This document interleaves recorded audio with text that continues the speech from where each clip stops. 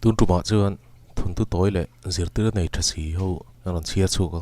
khong ya channel lo hliu thi tu tan min lo ngai hla saka min lo subscribe min lo like sak tu ring kan so ma chu ma sabera chuan lo nei tu vok le sakor ti ania lo nei tu pakhat sakor ngai na tak mai hi oma sakor chi sang rang tam tak ala khom thina ala khom ti kim turin sakor chi khat chi ama moto a ama mo ang tak mai sakor chi tha tak chu a then maya lo nei tu chuan anei reng ti a hreta lol mea chu sakor chu atani ma chu beidong lovin a then pa hne na chuan a leng ta hlut maya a to ba chuan anin leitir tange nge a thlakat taliam chau ti chuan a sakor lak thar chu adam lo ta tlat mai ran doctor a ko tira ani chuan a envel nu chuan ti hian a ti ta a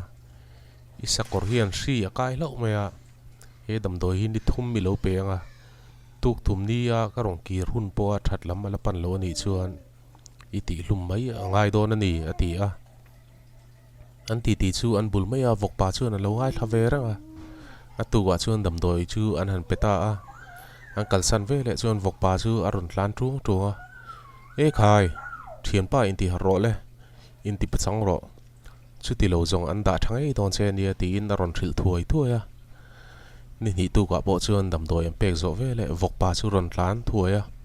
e u nau pa trong ta che chu ti lo chun tal don che ni a ho le ka puyang che ding ka ram te le khat ni thum o ding kang ro thei to pin ron fuya ni thum ni zi a dam doi pe tu ra nong kal le chuan doctor chuan a poi khop mai ma sonin alang si lova sakor dang te a kai dar ma in kan da that mai ngai don ani hi atita a an kal sana vok pa chu rong kal le in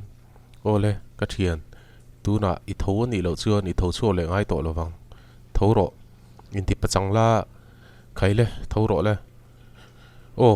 ti khan a thalu tuk chak deu in o i theita i ne ta i him ta chuti lai tak chuan lo nei tu pa chu arong ki ra phula chuti a sakor lo zuang zak mai aron mu chuan a chuak ta chema amak lutuk ava han lom om tak em ka sakor dam le ta alom nan ruai the ngai ni local ru vok pa hi tal hal teng u aron tia ni e sing nu na po hian he thon tu toyang mai a thlen chang hi atam mani ti ro choi moi tur dik choi moi na nom lova thil ro pui tak phe na imphum ru hi hriat lovin tham ral fo thi na ni atua lo tur zokin atorte bitang dom kang zok tu in ha ming that na lo ve lova ator lo te a om thin reng ani he vok pa ang mai hian thon thu pan hi na bo no te no khat thinglang kho te takte pakhata hian bi panau pang le rol ve tan woi to hi ni khat chu in sanga azir na tur tu nan thil zuarin akal kuala a chawin a ril ram to le a paisa noi lo chu lem te chu azuk dap rak raka thingpui dora chol turin alanga tokin a resi lo alu le na turin chu dula la no pang tak le mel thatak pe hian kong ron hon saka a thil zor ta chu a lei saka ani chuan tuisik in dilin anin zuilu tanghala chutia kong ron hon sak tu chu adu omin a mel tha ti le chauga tanga ron chu chuan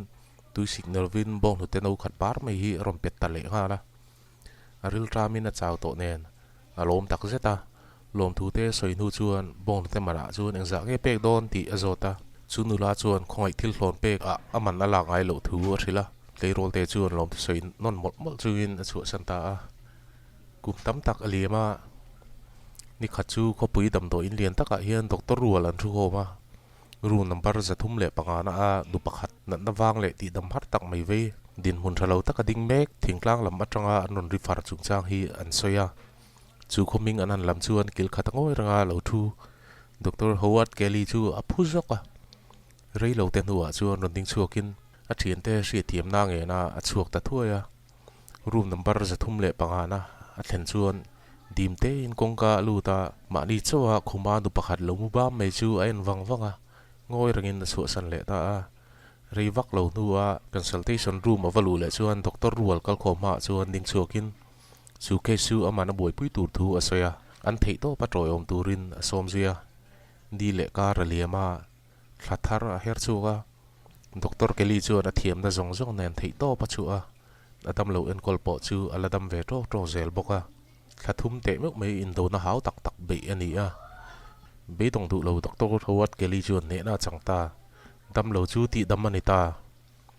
doctor Kelly chuan chu dam lo bil chu ane na rong kalpui ma support turin thok tu ta chu asila an ron pe a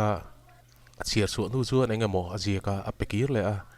dam lo ne na bil aron khan chuan kut khur dar tarin alola a apeseng don lo ti a in tha chiang le kum sari ve liam ta atanga an chu ko chunga van duai na sang lo theng chho zut pe ta chu angai tu pa neu newa hre zatin bil chu phara a chiar la a mela dang sop sopa a chiar la zela a phek top lam ma chiar then lai chuan a mel chu makti na le lom na in a lo khatta a chu bil to pa chuan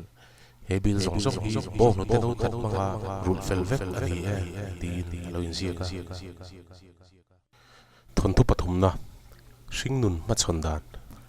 ni khat chu lo nei tu sabeng tung hi tui chun chu luya atla pal lo maya lo nei tu pa ina chan chu dang kong a dap lai tak chuan chu sabeng tung po chu mang ang takin a ram chiam boka ti ge na ngang a theta si lova lo nei tu chuan sabeng tung hi atar to a chorlak ani to chuang lova tui chun chu la hi akang chat to tho bok nen sabeng tung phum nan hian mang tamai ila a thang a ti in angai tu ta a thenom khoveng te punin tui chun chu chil na chu an tan ta a chutia so dur khata leibung an the lu tan mol lai chuan sabeng tung chuan a chan tur thiam ni mo mang ang zetin a ram tak nek nge ka reivak lowa chuan hun engemaw chen leivung an the lu nu chuan lo nei tu chu azuk dak china a thil mu chu mak ate tak zet mai a sabeng tung chuan leivung lo tla hnung zanga kai chu thing tla in a chunga a lo lon kai zel lo ni a thing tla a rab bela a lon kai zela darkar chan ve do na ni ta sabeng tung chu leivung le lung noi tlak na awang chuan a hnung zang a pem na sa to le a leivung thar ron tla a hnung zang a be a ping a thin tlang zel awang te cholova a ra bel zui zel awang te chuan a chaw to tak zet zeta ma se thanem ngai takin beidong lovin a thing thla a rab bela a chung kai zela hun ang ma chen akal le nu chuan tui chun chu tlanga chuan thlan tla phungin leinoi le thisen kai noi chuin sabeng tung chu aron lang ta hlola makti taka an thlir thup lai chuan a chakna la nei zong som khomin voi khat a han zuang zoka a chuak ta a him ta a zalen ta ngai thatu du tak he hring nuna hian harsat na khur khurum thu taka itlak lu hun ala thengang chuti mek lai chuan chuak to reng lo turin mang an na leivung te beidon na lung noi ten an ron chil zui se lang che na le ma se chel takin thing thla zel la chaw le ma la in ti chakin rab bel zel la beidon thlak te ma se be se na ne na chung kai zel ro i tur chuak thea chak na po i nei asin eng an sa le lian po ni se ne turin chak na i nei thing thla la rab bel la a chunga lon kai zel lang che